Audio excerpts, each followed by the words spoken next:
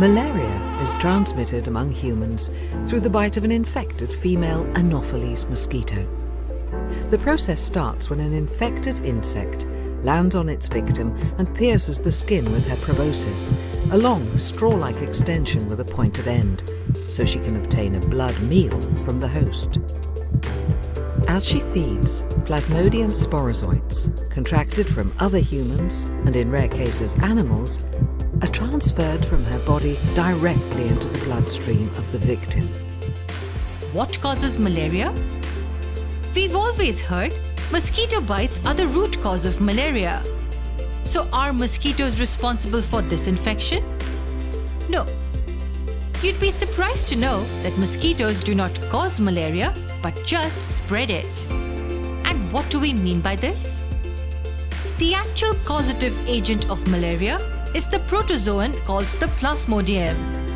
Plasmodium vivax, Plasmodium malaria, Plasmodium falciparum are a few species of Plasmodium that cause malaria in humans. Among these, Plasmodium falciparum is the most violent and can also be life-threatening. So from where does a mosquito come into the picture? Well, the protozoan Plasmodium lives as a parasite in the female Anopheles mosquito. From there, it gets transmitted to the humans with a mosquito bite. Hence, it's the infected mosquito bite which can cause malaria and not the insect itself. Thus, the complete life cycle of the malarial parasitic protozoa involves two hosts. The first one is the female Anopheles mosquito and the second one is the human host. Let's understand the complete life cycle of the malarial parasite. It all begins when an infected mosquito bites a human. This helps transfer the malarial parasite into the human body. In order to enjoy her blood meal, the female Anopheles mosquito secretes her saliva into the human bloodstream to prevent blood coagulation. It's with this secretion that the parasite gets a chance to enter the human body. The disease-causing Plasmodium gets transferred from the mosquitoes to the humans in the form of sporozoites. Sporozoites is a stage in the life cycle of the Plasmodium.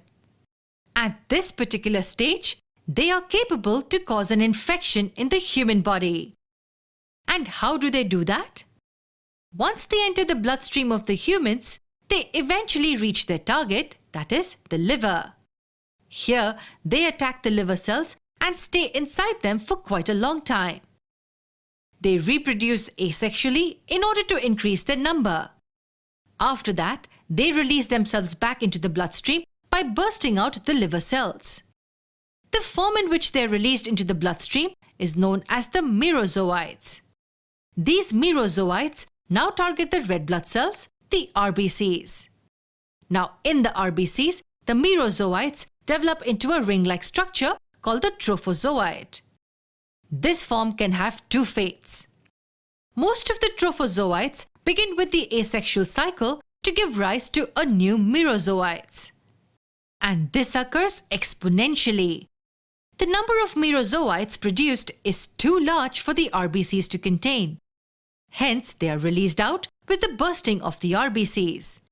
The released merozoites can now attack new RBCs and keep increasing their population exponentially.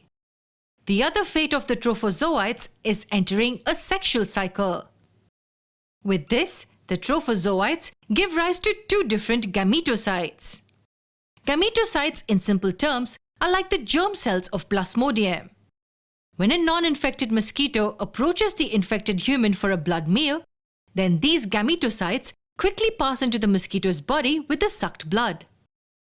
Now here, in the mosquito's body, both male and female gametocytes, which are like the germ cells, fuse to form a zygote.